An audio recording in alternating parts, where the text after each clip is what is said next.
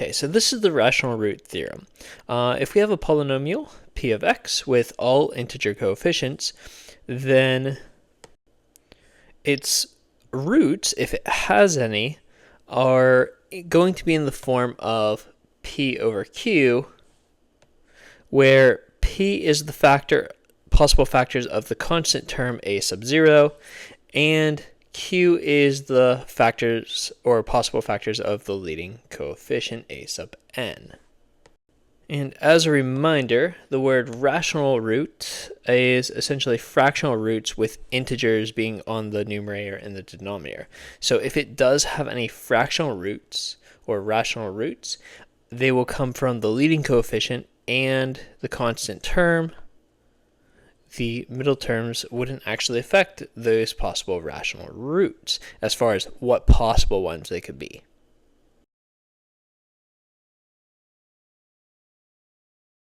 So in this example, we are asked, according to the rational root theorem, what are all the possible rational roots of the function f of x, which is given by 2x to the 6th minus 4x to the 3rd plus x squared minus 6. Now, all possible rational roots come from the leading coefficient and the constant term. They're going to be written in the form of p over q. So, starting with the possible values for p, and p coming from the constant term. The constant term is negative 6. All possible factors of negative 6, well, I know 1 times 6, and also 2 times 3 are factors. So all possible factors, 1, 2, 3, and 6, are listed. Now, there's actually something else we need to consider as well, because we could have either positive or negative. We can have any combination that would lead up to having the negative 6. So we're just going to list all possible ones, which means we need to include both the positive and negative versions for each of these possible factors. So we just have to keep that in mind as we go through. Now for q, q comes from the leading coefficient. The leading coefficient here is 2. So for the possible factors of 2, there's only 2 ways to factor it, 1 and 2. And of course, we have to consider both the positive and negative versions. Now the plus minuses will carry down to whenever we're looking at p's and q's, so we don't have to list an absurd amount of combinations, but there will still be a lot. Now as we go and make the possible values for p over q, which are the possible rational roots, we need to take each possible value for p and partner it with each possible value for q. So if I start with 1, we're going to do 1 divided by 1. 1 divided by 1 is simply just 1 plus minus. Got to consider both the positive and negative. Then we're going to do 1 divided by 2. So 1 divided by 2 is just 1/2. And of course, we need to consider both the positive and negative versions of this. Now we're going to go through with our next value for p, since we've used 1 with each of the possible values for q. Our next value of p is 2. So we're going to do 2 divided by 1. 2 divided by 1 is simply just 2. And of course, we have to consider both positive and negative versions of this. Then we have to do 2 divided by 2. 2 divided by 2 is 1. 1 is already on the list, so we don't need to add it again. Our next one is 3. So we're going to do 3 divided by 1. Which is simply just 3. And of course, we have to consider both the positive and negative versions of that. And 3 divided by 2, which is simply just 3/2. We can't reduce that fraction. And again, consider positive and negative. We have one more value for p we need to look at, and that's 6.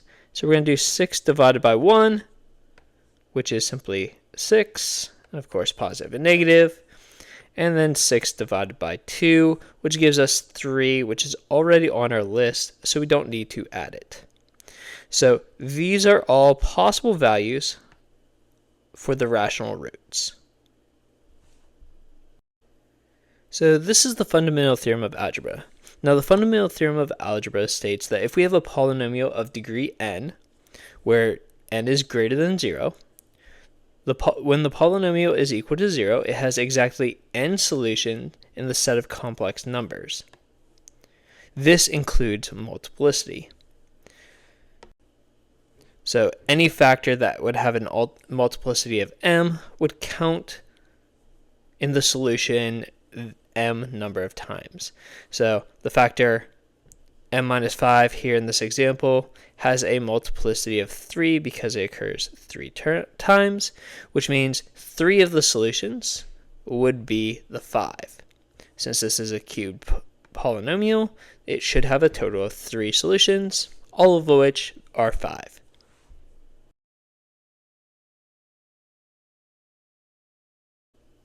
Okay, in this example, we're going to find all complex roots for the polynomial equation x to the third minus 7x squared plus 31x minus 105 equal to 0. Now, we're not going to be assuming a graphing calculator is available for this. We did one earlier in a previous lesson using a graph to help us figure out the rational roots. Instead, we're just going to use properties. So we're going to start here just by trying to find all the rational roots. In order to find all the rational roots of this polynomial, we need to make a list of the possible rational roots. So we're going to look at the p's and the q's. So p comes from our constant term here, which is negative 105. We'll just focus on the 105. So 105, its possible factors are 1 times 105. 2 doesn't go into it, but 3 does. 3 times 35. 5 times 21. And then 7 times 15. And of course, with each of these, we're considering both the positive and negative version. Then our q's. The possible values for q, well, there is no visible leading coefficient, therefore the leading coefficient is 1, so plus or minus 1. Now, I love it when the leading coefficient here is 1, because that means our p's and p's over q's are the same, because dividing any of these by 1 will just give us what they are in the first place. So, our list of p's is actually going to be the same thing as our list of q's. So I'm not going to make a separate list for them. Now we need to figure out which of these are actually roots, and we do have to test each one. There are several ways I could go about doing this. The first way is to use synthetic division for each of the roots, starting with positive 1, then negative 1, then positive 3, and negative 3, and so on. Another way of doing this is just to plug the function in, or plug the number into the function and see if we get 0. Remember, our goal here is to have a remainder of 0 for it to be a factor of the polynomial. Since I'm going to be making the assumption of no graphing calculator, I'm just going to go without the idea of having a calculator in the first place, and I'm going to stick with synthetic division. If you're using the function notation, that's a lot easier when you actually have access to a calculator. It's not as easy if you're not using a calculator. Okay, so now I'm just going to start with 1 and start this process. So 1 is my first root. Since 1 is my first root, I'm going to go straight along this. 1, negative 7, 31, and negative 105. I did not need any placeholders because I was not missing any power. I'm going to drop my 1 down and start synthetic division. So 1 times 1 is 1. Negative 7 plus 1 is negative 6. 1 times negative 6 is negative 6. And 31 plus negative 6 is positive 25.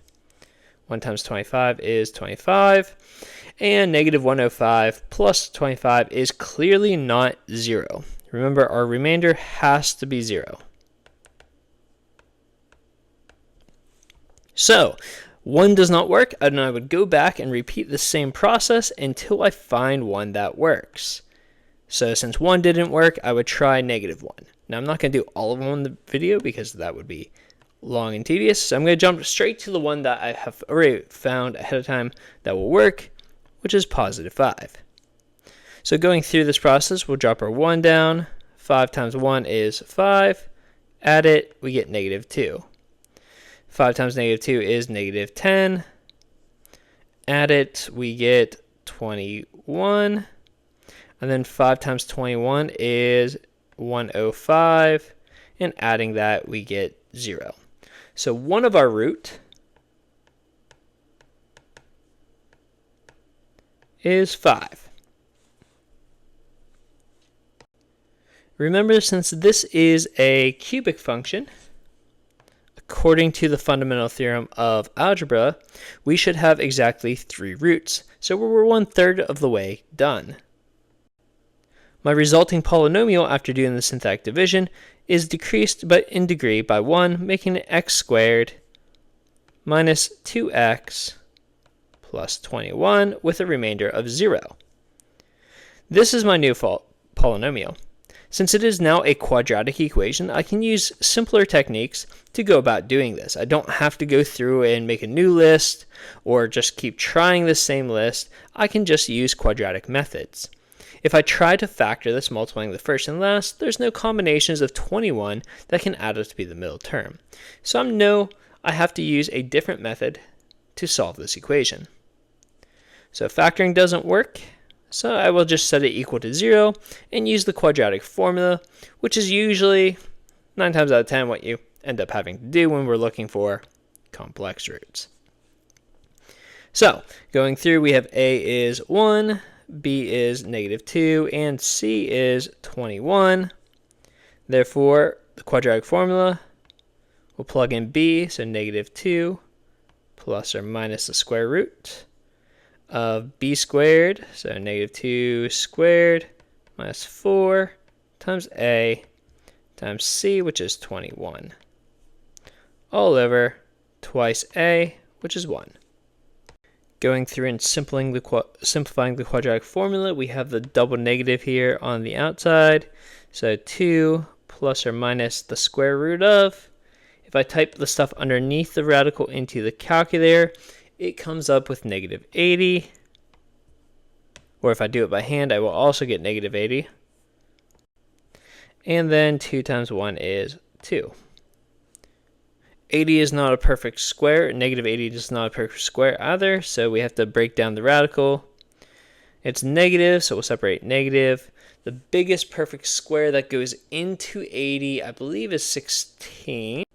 So we're going to break it up into 16 times 5, which means we're going to have 2 plus or minus square root of negative 1 gives us I. It's imaginary. Square root of 16 is 4, and we can't square root 5. All over 2. There's one more thing we have to check, and that's, can I reduce this root? So is there a number that goes into all 3 of these, the coefficients and the other 2 terms? And there is, so we'll divide each of them by 2, which will result in having 1 plus or minus 2i radical 5 over 1, which we don't actually have to write. In summary now, we should have had a total of 3 roots. One of our roots being 5, the second one being the 1 plus 2i radical 5, and the third and final one being 1 minus 2i radical 5. And there we have all 3 roots of this polynomial.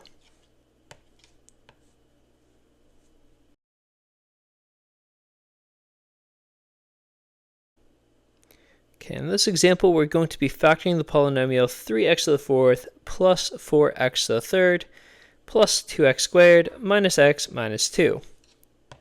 Similar to when we found roots, we're going to start by finding the roots. We need to make a list of the possible roots. So possible values for p, which are the possible ways to factor the constant term. 2 only has 2 ways of factoring it, and that's 1 and 2, but again, considering the signs, we have plus minus. Q comes from the leading coefficient, which is 3, and the possible factors of 3 are 1 and 3, and of course, considering both plus and minus, positive and negative versions of it, which means the possible values for p over q, or the possible rational roots, are going to be 1 divided by 1, 1 divided by 3, 2 divided by 1, and 2 divided by 3. And of course, plus minus with each of these. So here are all my possible rational roots. This is not the goal of this problem. The goal is to find the factors. But we need to start off by finding the rational roots. Now we're going to see which ones are actually rational roots, and we're going to kind of create our answer over here off to the side. Our goal is going to be here to kind of reduce the degree to a quadratic. Then we can apply quadratic methods to factor it and see if it's factorable. I missed one of my plus minuses there. Since we have fractions, I'm going to start off just by trying the whole values.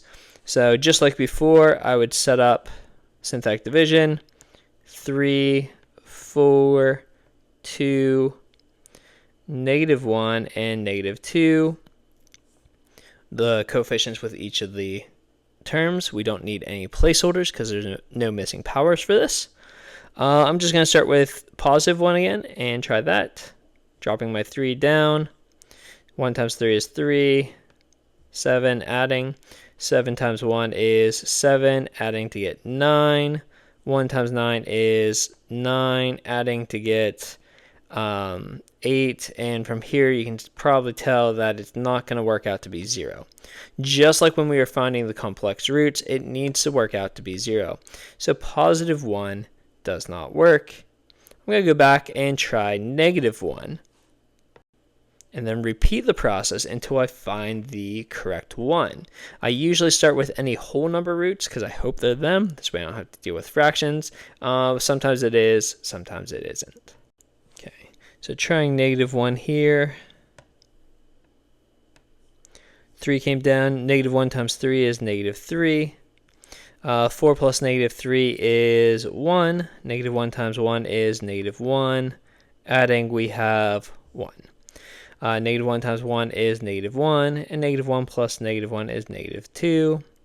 -1 times -2 is +2, and adding we get 0. So our remainder is 0, and -1 works. So -1 is one of the roots. Now remember though, we're looking for the factors this time, not the roots. So if -1 is one of my roots, then the corresponding factor to it would be x plus 1. Now this also reduces our polynomial down to 3x to the third plus 1x squared plus 1x and then minus 2. So we are now down to a cubic. If we can get this down to a quadratic, we can easily use quadratic methods to try to finish the factoring if possible. Okay, at this point you can also remake the list for this new polynomial, or you can just go with the old numbers and try those ones again. Actually, I think they would end up with the same numbers, so I'm not going to remake the list. And just to kind of save time, I did already figure out which one was the next one we had to use. And unfortunately, the next one we do have to use is a fraction. Positive 2/3 when I checked it earlier seemed to be the one to go with. So my new coefficients here are 3, 1, 1, and -2 for my synthetic division. We'll drop down the 3 and then start synthetic division. 2/3 times 3 is 2. 1 plus 2 is 3. 2/3 times 3 is 2 again. 1 plus 2 is 3. And 2/3 times 3 is 2. Adding that, we get 0, which, as I thought, what we wanted. Yay, zeros. Okay, this now leads us to 3x squared plus 3x plus 3 as our current polynomial. Before I go on though, I am going to go ahead and write my factors. So we had 2/3 as a root. Our goal is for the factors. So if the root is 2/3, a positive 2/3, that means the factor is going to be x minus 2/3 for the corresponding factor. Now I'm going to continue with this polynomial here. I'm going to move it off to the side and then just try some basic quadratic factoring tricks. So we have 3x squared plus 3x plus 3. So there is a common monomial in all three terms. 3 goes into all three of them. So I'm going to pull 3 out. Give me x squared plus 1x, or just x, plus 1. If I try to go through my normal process of multiplying first and last, trying to find the combinations that multiply to be 1 and yet add to be 1, we would soon find out that there are no combinations that do that. So that means we can't factor this anymore, and these two, the 3 and that trinomial, are going to be our remaining factors, which I'll just add to my list up here. Plus x plus 1. So those are my remaining factors. Now, that fraction isn't very nice. Sometimes you'll be able to do this. At least a fraction inside of a factor isn't too nice. So because of the way these factors worked out, if we group these two together and actually distribute the 3 through, we can rewrite it in a little bit nicer format. If we do that, this factor with the fraction will become 3x squared, or sorry, 3x minus 2, the 3's in the second factor canceling out. So this is one possible answer as x plus 1 times 3x minus 2 and x squared plus x plus 1. And also an acceptable version is what it is, just putting the 3 in front, x plus 1, x minus 2/3, and x squared plus x plus 1. Both are acceptable, just depending on who your teacher is. Depends on which one might be preferred. So, okay, the conjugate root theorem, what it says is if we have a polynomial with rational coefficients, which means integer coefficients, fractional coefficients with integers, so no imaginary coefficients, no radical coefficients or anything like that. But if we have rational coefficients, and if we know a plus the square root of something is a root, then a minus the square root of something has to be a root as well. They always occur in conjugate pairs. If you look at the quadratic formula, they would always come from a quadratic there. The quadratic formula has the plus minus the square root of b squared minus 4ac. Anytime you have a complex number that comes from, or an I, it comes from underneath that radical, which is behind the plus minus. So you're always going to have two possibilities when dealing with the imaginary solutions or the irrational solutions, which are what the first ones are. I just kind of got ahead of myself with the I, because the second one is talking about complex solutions.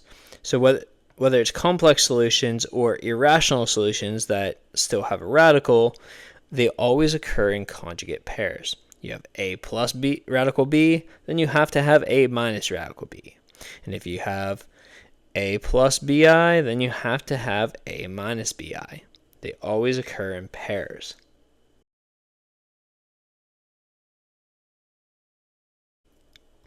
Okay, so in this example, we're going to write the equation for a polynomial function with a root of square root of 5 and has a root of 3.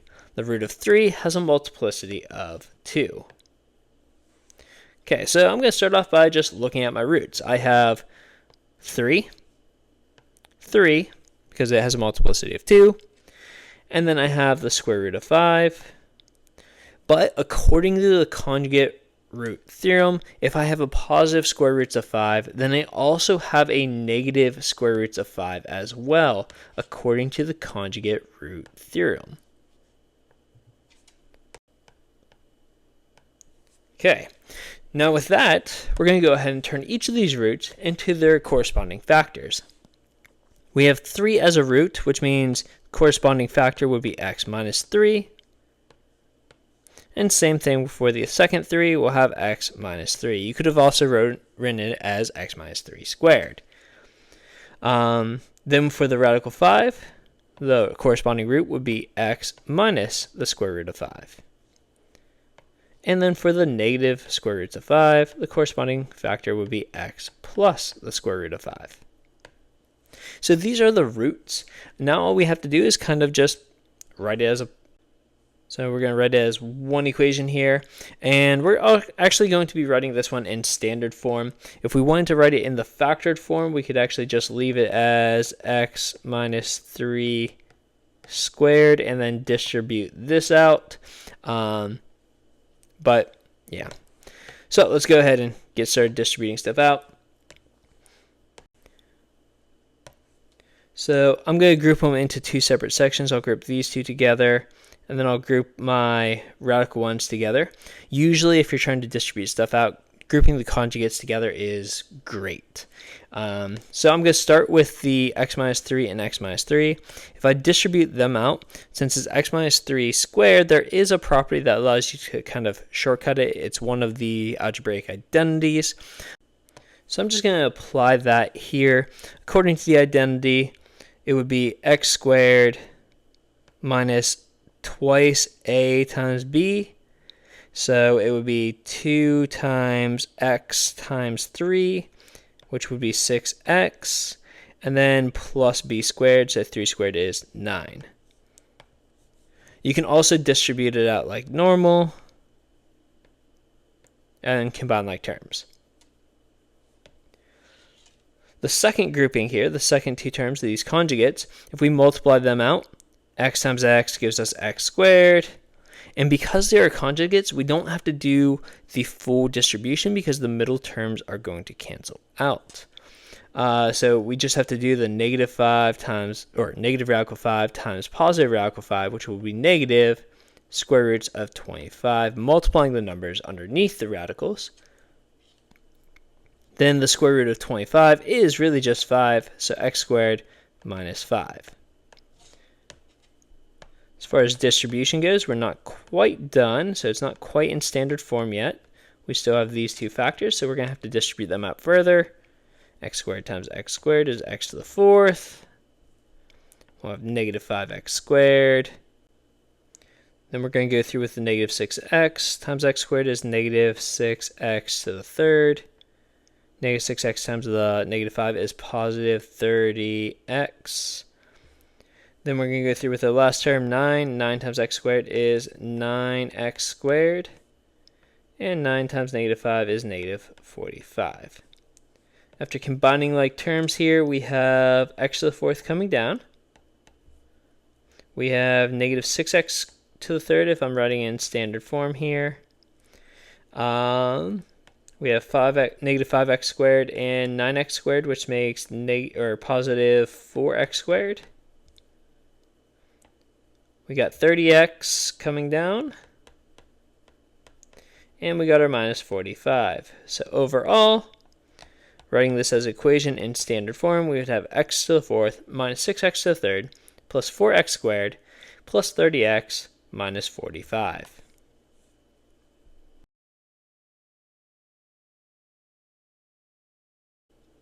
So in this equation, we're going to write a quadratic function with rational coefficients in standard form so that 2 plus 5i is a root.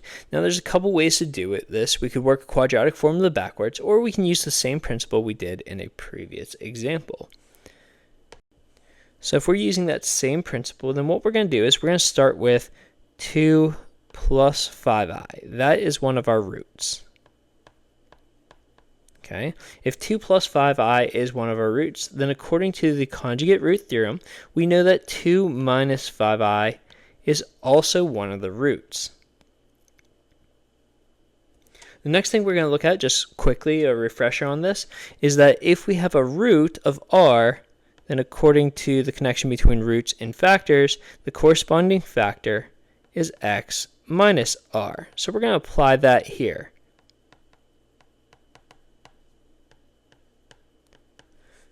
So the 2 plus 5i is our root, and 2 minus 5i is also a root, which means the corresponding factors will be x minus the root, and because the root has two terms, I need to use parentheses around it, 2 plus 5i. And our other root, or our other factor will be x minus, again, parentheses around our root, 2 minus 5i, because our root has two terms. When we're setting it up, we need parentheses. So there we go. Now there's a bunch of ways I can handle to keep simplifying this and distributing stuff out. Okay, so I'm going to go ahead. Either way I'm going to do this, I'm going to distribute this negative through on both of these factors. So we're going to have x minus 2 minus 5i, and we're going to have x minus 2 plus 5i. Now, two ways we can go about it. There's probably more. One is just simply distributing like normal, and one takes advantage of some properties. So I'm going to just do the distribution like normal at first, and then at the end I'll actually go back and do the property way, which is a little bit quicker, but it's sometimes hard for people to see those when they're working problems. So I'm just going to do the typical way that people might think of. So we can just go and distribute the x through. So x squared, negative 2x. And when we do x times 5i, it doesn't really matter what order I put stuff in, 5ix. I'm just going to keep my x at the end. I'll go through with my negative 2 next. Negative 2x. Negative 2 times negative 2 is positive 4, and negative 2 times 5i is negative 10i. Eventually, all these i's should cancel out because it does say we have rational coefficients. So negative 2, or where we did the negative 2, negative 5i times x is negative 5ix. Negative 5i times negative 2 is negative 10i. Oops, sorry, double negative makes a positive 10i. And then negative 5i times positive 5i is negative 25i squared. Now, most of the i's should be gotten rid of during this stage here. I can see I have a positive 5ix and a negative 5ix. They will cancel. I also have a negative 10i and a positive 10i, so I'm going to cancel them out as well at this time. Also remember that I squared means something. I squared means negative 1, so this is really minus 25 times negative 1. In other words, what we have right now is x squared minus 2x plus 4 and plus 25 coming down from here. I could have combined like terms there, but oftentimes if I do that, I know that people forget to combine these after changing the I squared for negative 1. So I usually wait until I do that before I combine like terms. So if I combine like terms, actually, before I get rid of or combine anything that doesn't actually cancel. So combining like terms here, we got negative 4x and 29. And that does it. And if you want to see just as a second way of doing this, you can stick around. I'm going to erase the stuff that I don't need for that. So take a second. Okay. So the other way of doing this is just applying properties to group the x minus 2 together with the associative property, and then distributing this as though x minus 2 is a single term. It's a little bit weird looking at it like that, but we can do that. So if I do this, x minus 2 times x minus 2 will be x minus 2 squared. Now these are conjugates. These two factors are conjugates. We have the x minus 2 minus 5i and the x minus 2 plus 5i. So they're conjugates, so the middle two terms are going to cancel. So we'll just have to now do negative 5i times positive 5i, which is negative 5i squared, or in other words, 25i squared, like that. If you want to continue using properties, x minus 2 squared can be rewritten using the algebraic identity, giving us x squared minus 4x plus 4, or you can write it out twice and distribute it. Remember, I squared means something. I squared means -1, so this is really negative 25 times -1, which is positive 25. And as you can see, if we combine like terms, we still get x squared minus 4x plus 29. Making sure we put y equals or f of x equals so that it's an equation.